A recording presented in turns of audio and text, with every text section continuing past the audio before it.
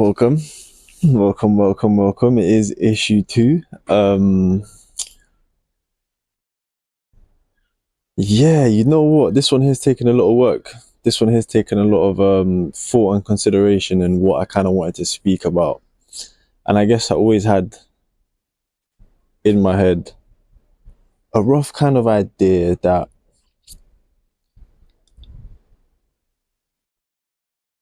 a lot of what I was gonna speak about, a lot of what I was going to not necessarily address, but meditate on. Because I also want to make clear and I also want like this to be understood in a way that I'm not here to teach, I'm not here to preach, I'm not here to give as definite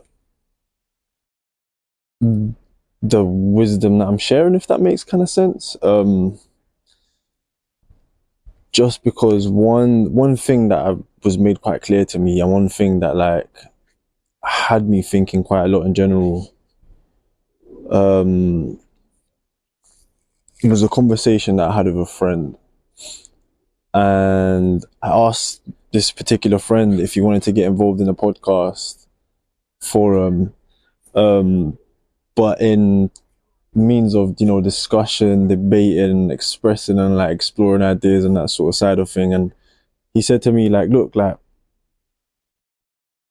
who am I to teach people? Who am I to give knowledge as though it's for certain? And who am I to, I don't know, like, who am I to give my interpretation of, yeah, like it could even be God's word, for example. And yeah, it kind of made me, it kind of had me in a chokehold for a minute, had me like thinking for quite a while whether like, is what I'm doing correct? Am I doing it for the right reasons? Am I doing this because I genuinely think it's a good thing, or am I doing it for other purposes? So what I mean by that is, like, after that conversation, I really did sit down and like try to dissect this as much as I could. And I guess I came to a conclusion, but we'll get to that conclusion as I kind of go along the steps of how I got there in the first place. So it had me thinking, like, something that I've been asking myself recently quite a lot as well anyway, which was, what am I doing this for? What are the reasons why I'm doing this? Am I doing it for the right reasons? And to know that, you kind of have to define what are the right reasons, right? So am I in this for greed? Whether that be greed financially, greed because I want to feed my ego, greed to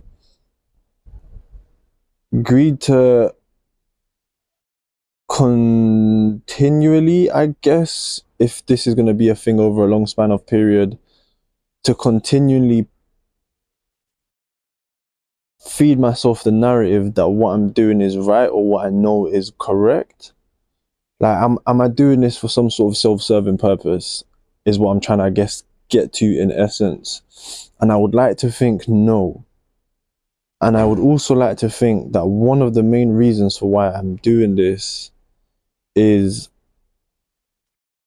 to explore as I go along. So it's not necessarily to teach, because it's not what I'm, it's not my aim here, it's not my intention here, it's not the goal, basically. It's not like, I don't know, like what I set out to do this for.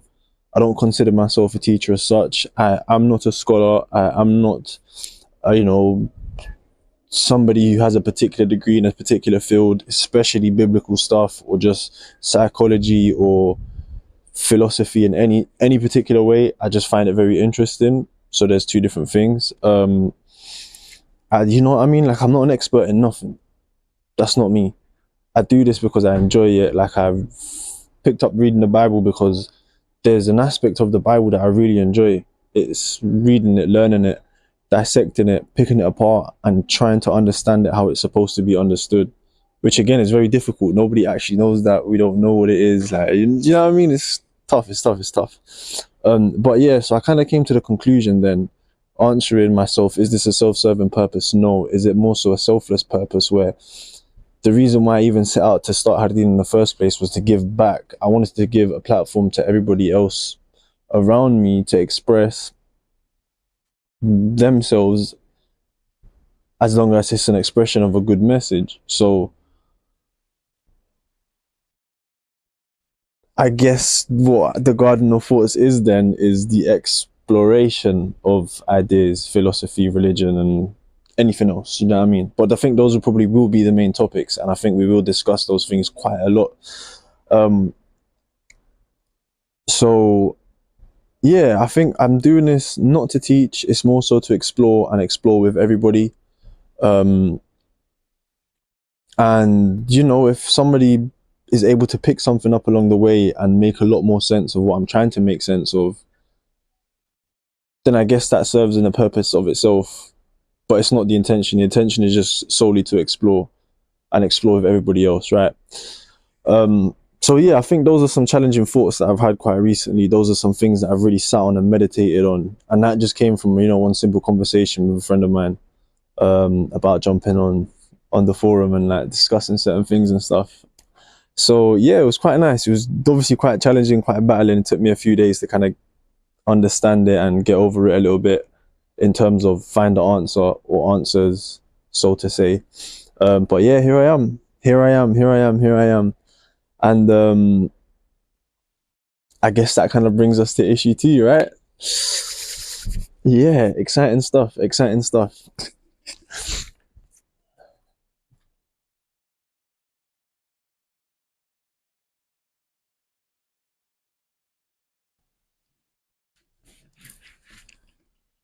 All right, cool. So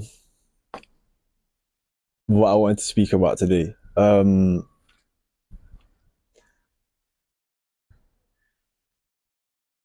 reason why I guess psychology, philosophy, and religion interest me so much, you could say, is because they're all kind of interlinked in a way, right? I think, well, I can't speak for anybody else other than myself here, but I've spent a long time trying to figure out what life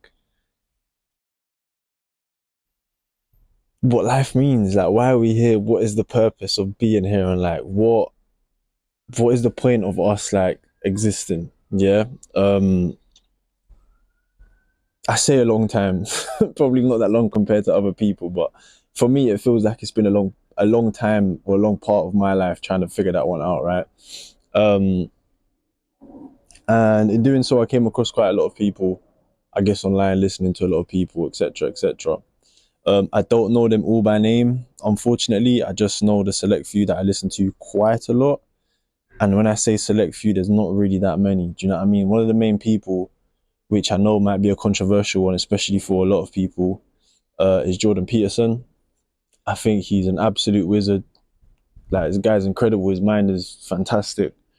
Um, and he's somebody that's really helped me understand how the Bible's supposed to be interpreted quite well. The way he understands it, the way he kind of picks it apart, the way he looks at it, the way he addresses it, for me, really stood out to me. And the reason being is because not only does he link it back to philosophical ideas and philosophical teachings that other people have come up with, or that other people have explored and like kind of cemented and solidified as a philosophy or as an idea, he also links it to the psychology of the human, to the psychology of living and being. And through my own understanding of the Bible, that was kind of like a topic that I started to gather. That like a lot of what's being taught, a lot of what's being given to us is wisdom, but on like a psychological level. And I never expected it to be something like this. I never thought that like reading the Bible, I guess, as a book of wisdom would give us knowledge and wisdom in that sort of manner. Yeah.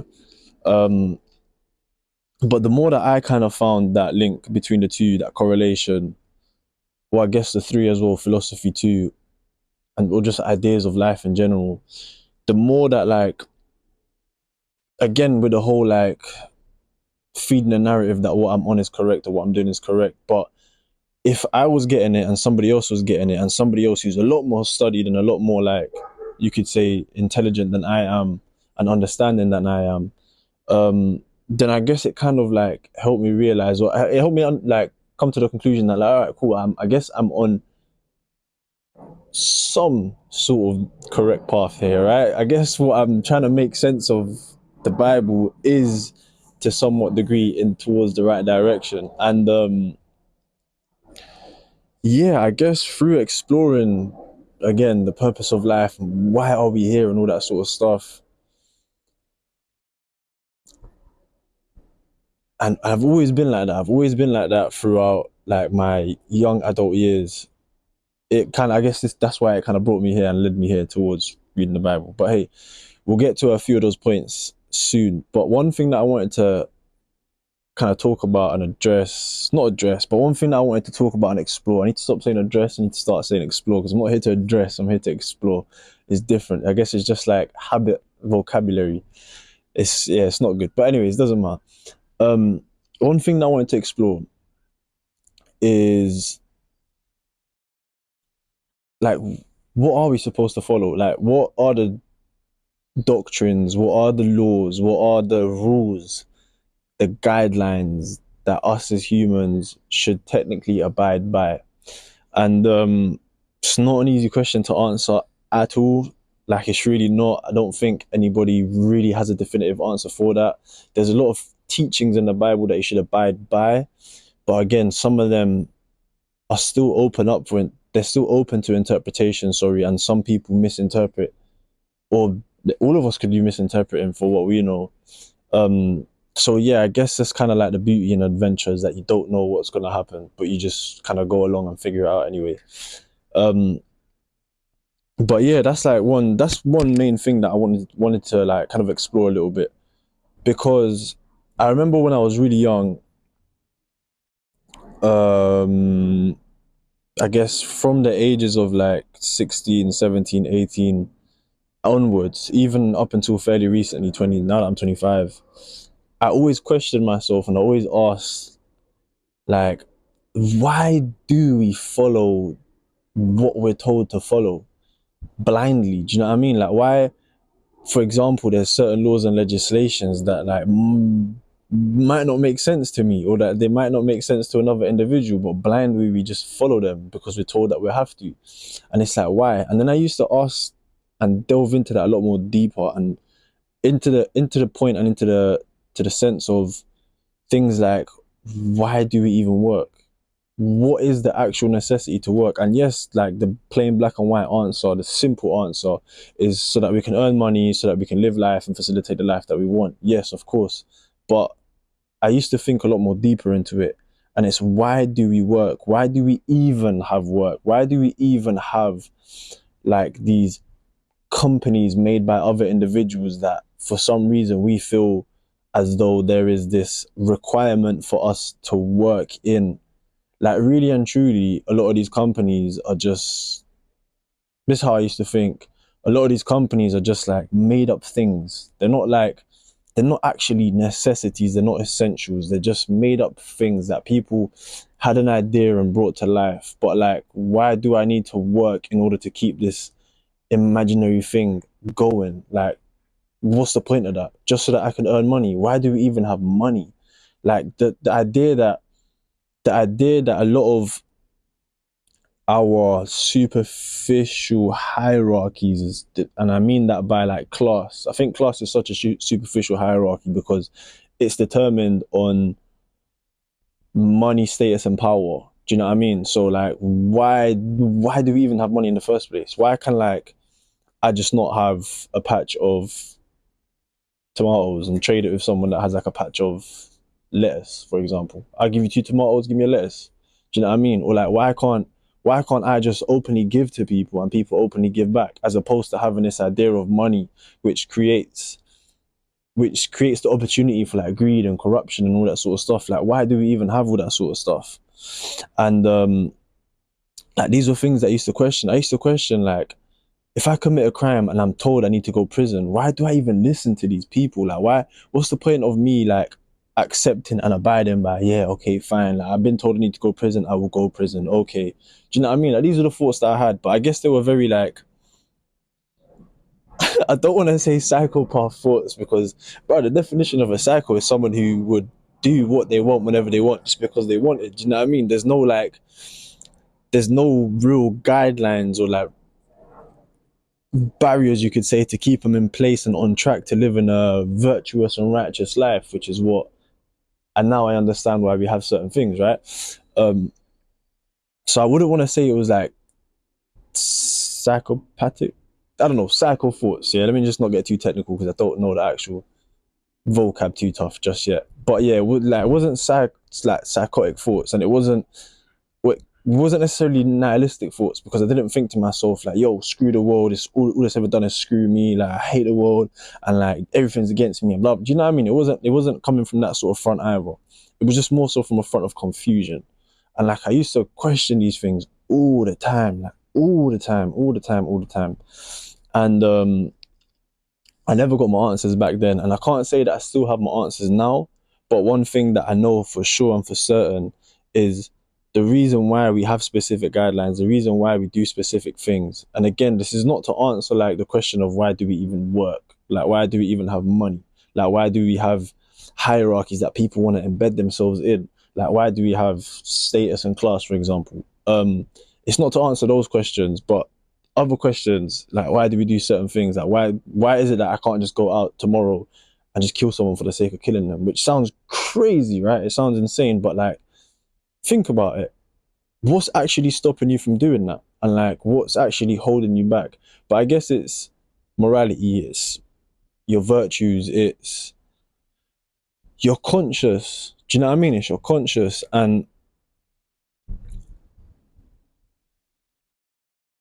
And a lot of people, I guess, will tend to make mistakes and do things and like commit atrocities or like I don't know, whatever it might be, because they don't have a clear conscience, because they don't have that relationship with their conscience. And part of the Bible, part of what I've read, which is not much by the way, because I'm still like learning as I go along and I'm exploring and I want to take my time because I really want to understand everything. But part of what I've read and understood and heard from other people that have read and understood the Bible is that your relationship with God is, you could compare it to having a relationship with your consciousness. Do you know what I mean? Because there's things that like they just come to you and like you don't understand how it comes to you, but it comes to you when you speak to yourself, or when you speak with your conscious, or when you sit and reflect, sort of type thing, innit? And the Bible teaches you how to have a good relationship with God, with your conscious. And part of that is following a set of rules and a set of doctrines. And in those set of doctrines and in those set of rules, it's, or they tend to be very selfless rules in terms of you ought to do good to those that are around you. You ought to love the people that are around you, not just the people that do you good, but the people that do you bad. And that's surface level. It gets deeper than that because, again, like a lot of the book is more than just what it is on the surface, it's psychological too. So not only do you need to love thy neighbor, everybody else around you, but loving the good and the bad also means loving the good aspects of yourself and the bad aspects of yourself. When Jesus sat at the table with tax collectors and sinners, I mean, yeah, you could interpret it as he literally sat with sinners and like got to know them and understand why they did what they did and all that sort of stuff. But it's also him sitting with himself in his head and sitting with not just the positive but the negative side of himself, the negative side of his thoughts, the negative attributes that makes him do bad things. Do you know what I mean? And the more you get to know that side of yourself, the more you understand that side of yourself, the more you kind of not get comfortable with it, but get comfortable alongside it so you can understand it very well. The better you are and the better you can address, you know, the negative things and the negative aspects of your character and your being. And if you're able to do that, you're able to live a little bit more harmonious with everybody else that's around you, and I guess with God, because that's what pleases God. So yeah, like these were things that I was exploring, and I still am, and like things that I'm getting to know as to like why we have certain rules and why we have certain things, etc., etc. But yeah, to answer the question of like why do we even have money, for example, why do we even have like jobs, why do we even work, like why do we slave ourselves away to these companies that give us these like made up random jobs with random duties that just like really and truly have no purpose, have no sense but to serve somebody else and their greed and blah blah blah. Like why do we do these things? I don't know, I genuinely don't know, but I guess this is like the the battle of life, you could say. This is like the things that we're just supposed to go through, because without adversity there's no adventure. Without like adversity there's nothing for you to look forward in overcoming. Without adversity there's nothing for you to challenge yourself with and grow and mature. And I guess a commonality between everyone is that, or at least a lot of people, especially religious people, people that are like, you know, of any faith, is that through adversity or through like tough times or through challenges or through like negative situations is where they find or they turn to most towards God or their God. Do you know what I mean? And I guess having things that we don't understand and don't agree with, or having things that like we find tough to do, is what keeps us closer to God. Not for everyone, because there are people that like might not necessarily need that, but just in general, that could be an idea. That could be why, like, you know, we do things. Maybe, who knows? Yeah, who knows? But hey, look, on the subject of, again, what rules are we supposed to follow? What doctrines do we need to, like, I don't know, go through and all that sort of stuff. This was something that like came up for me fairly a few amount of times. It's my Bible, you know what I'm saying? The book of wisdom, the book of knowledge. And it's quite peculiar. There's quite a lot of things in here that like make me question a lot of things. So, for example, the Pharisees and the scribes are they're like the hypocrites. They're the ones that like speak as though, you know, they're children of God, speak as though like they live a good life and all that sort of stuff, and they tell everyone they live a good life, but like deep down their actions like say otherwise, right?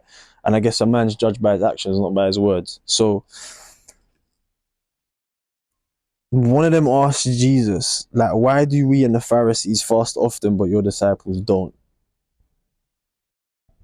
And again, you can take this for literal, but I don't think it's literal. I think the question would more so be like, why do we keep certain laws and doctrines that to us we deem to be good because supposedly supposedly because of these doctrines and laws that we keep, God finds favor in us, but you know, your disciples don't. Like, how comes they don't do it? How comes they're not doing the same things that we're doing? And Jesus answers to them, can the friends of the bridegroom mourn as long as the bridegroom is with them? But the days will come when the bridegroom will be taken away from them, and then they will fast. No one puts a piece of unshrunken cloth on an old garment, for the patch pulls away from the garment, and the tear is made worse. Nor do they put new wine into old wineskins, or else the wineskins break, and wine is spilled, and the wineskins are ruined. But they put new... I'm reading this like a donut. Hold on. Let me go again. So it says, can the friends of the bridegroom mourn as long as the bridegroom is with them? But the days will come when the bridegroom will be taken away from them, and then they will fast. No one puts a piece of unshrunk cloth on an old garment, for the patch pulls away from the garment, and the tear is made worse. Nor do they put new wine into old wineskins, or else the wineskins break, and the wine is spilled, and the wineskins ruined. But they put new wine into new wineskins, and both are preserved. There also comes another point, another time, where similar to the concept of this, it's Jesus went through the grain fields on a Sabbath, and his disciples were hungry and began to pluck heads of grain and to eat. And when the Pharisees saw it, they said to him, look, your disciples are doing what is not lawful to do on the Sabbath. And then Jesus said to them, have you not read what David did when he was hungry, he and those who were with him, how he entered the house of God and ate the showbread which was not lawful for him to eat, nor for those who were with him, but only for the priests? Or have you not read in the law that on the Sabbath the priests in the temple profane the Sabbath and are blameless? Yet I say to you that in this place there is one greater than a temple. But if you had known what this means, I desire mercy and not sacrifice, you would not have condemned the guiltless, for the Son of Man is Lord even on the Sabbath. And then there is another part where this comes up again, and it was fairly recently actually here.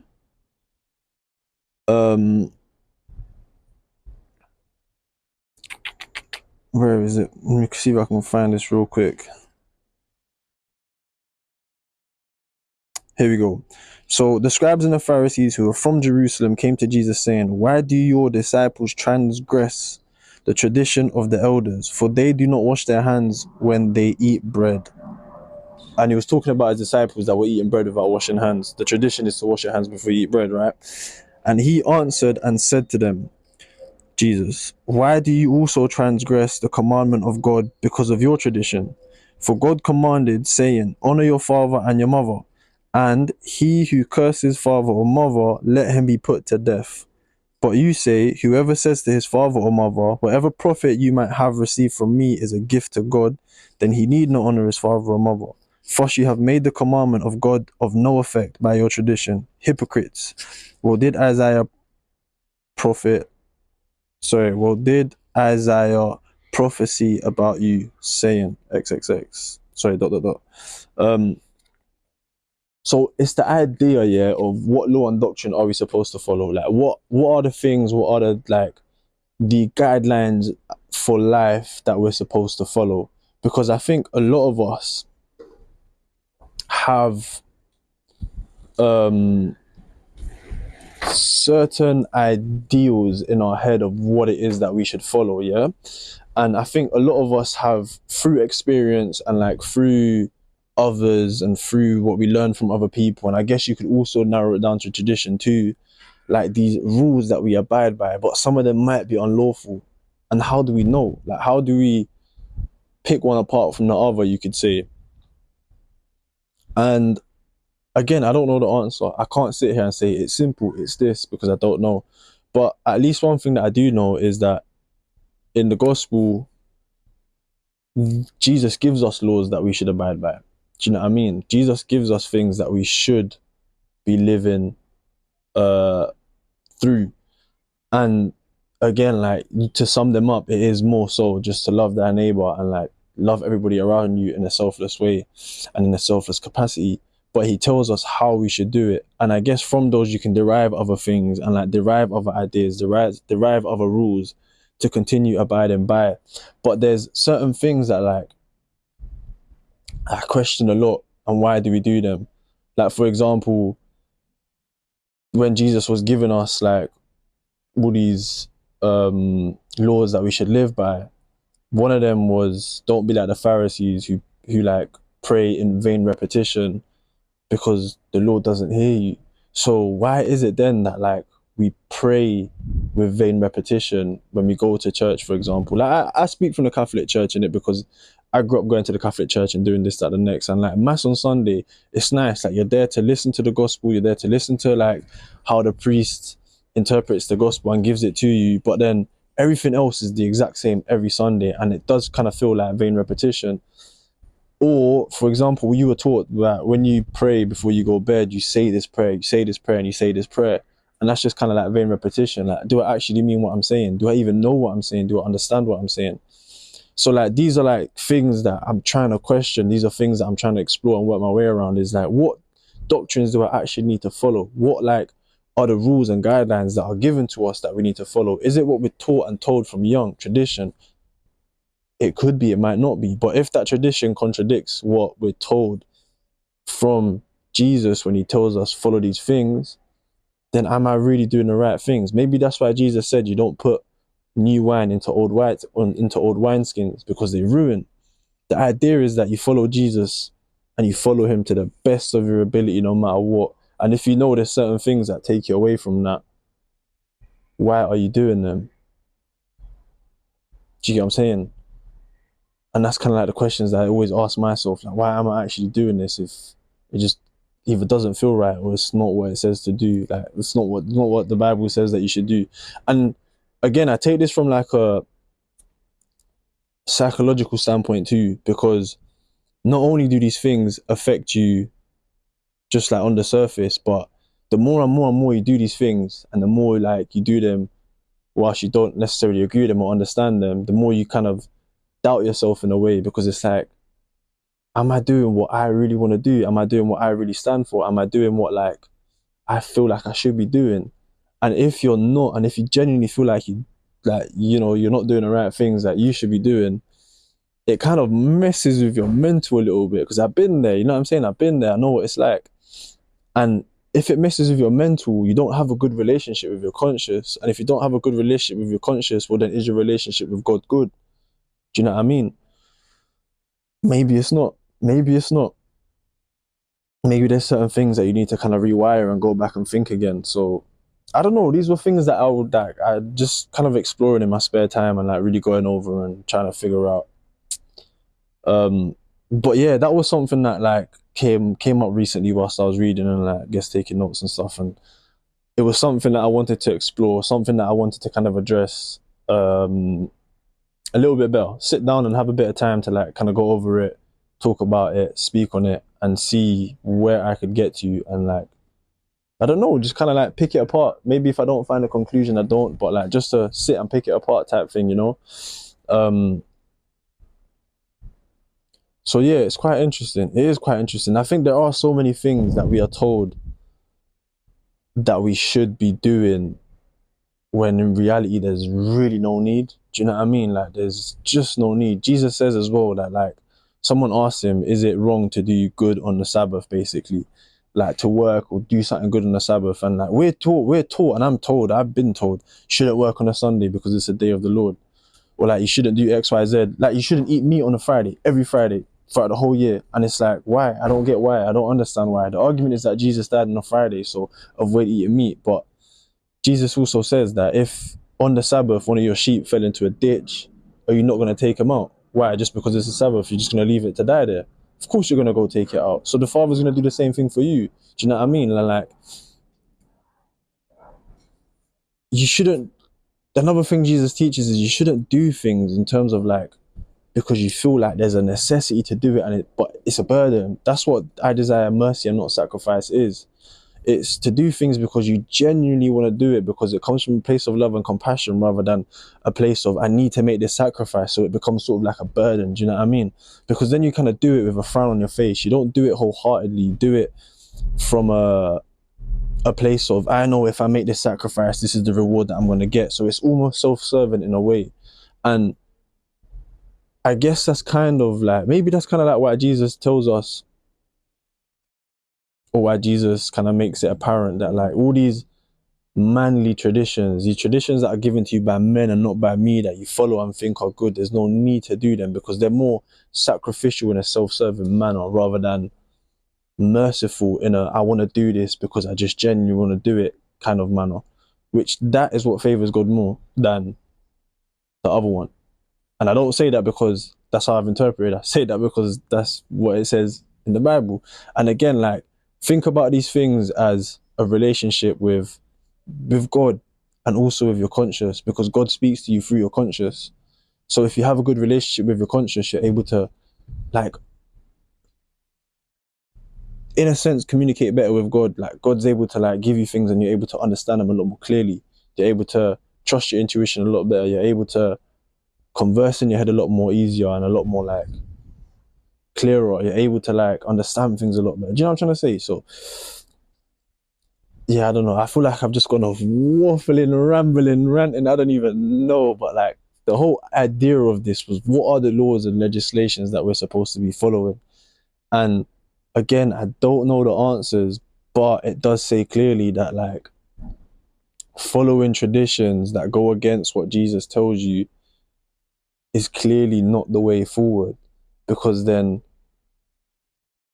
you're not following Jesus wholeheartedly. You're not following what he taught wholeheartedly, which brings you and allows you to get closer to God and build a better relationship, a healthy relationship with God or with your conscience, depending on how you see it or whatever it is. But yeah, like,